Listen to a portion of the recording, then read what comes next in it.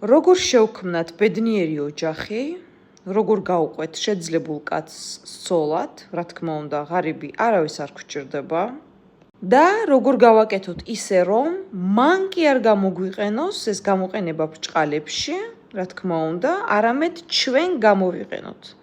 რას ქვია გამოყენება, რას ვეძახი? ანუ, რა თქმა უნდა, ყველას უყვარს თავისი თავი. გამოყენებას ვეძახი იმას, რომ ჯერ ჩვენ უნდა ვიყოთ ქალბატონები ბედნიერი და მერე სხვა ადამიანი. ეს არ მიიღწევა არც სახით, არც სილამაზით, სადღაც სილამაზეს აქვს მნიშვნელობა, მაგრამ მერწმუნეთ დიდი არა, არც ლამაზით ან საცმლით, არც გადიდებული მკერდით, ტუჩებით, უკანალით და ასე შემდეგ. ბევრს შეუძლია მამაკაცის გაცნობა, მაგრამ მისი შენარჩუნება ყველას არ შეუძლია მერწმუნეთ. მამაკაც უნდა შენარჩუნება და შენარჩუნება ხდება ხასიათით. იმიტომ რომ სულ მუდმივად ჯადო არ შეიძლება რომ ადამიანს გაუკეთო. შეიძლება კი ბატონო, ერთხელ, ორჯერ, 10ჯერ და მთელი ცხოვრება ვერ გაუკეთებ, ხო?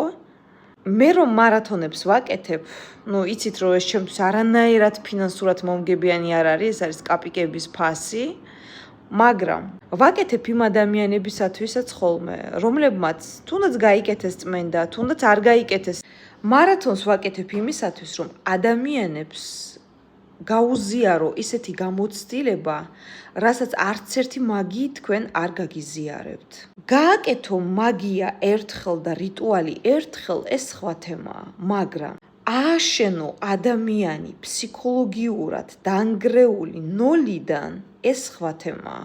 უთხრა ადამიანს წადი ეს რიტუალი გააკეთე, ეს სხვაა, მაგრამ როდესაც ძირფესვიანად საუბრობ მარათონებში ადამიანის ხასიათზე, როგორ არ უნდა მოვიქცეთ, როგორ უნდა მოვიქცეთ, რა უნდა გავაკეთოთ, ეს სხვაა. ამიტომაც განსხვავდება ყველა ჩემი რიტუალი სხვა ადამიანის რიტუალისაგან. მე არა მაქვს პრეტენზია პირველობაზე, რომ მე საუკეთესო ვარ, არა. მაგრამ მე განსხვავებული ვარ და მე ვაკეთებ იმას, რასაც სხვა ვერ აკეთებს. ამიტომაც ყველა ადამიანი ჩემს მერე მალევე წარმატებული ხდება და დიდი ხნით.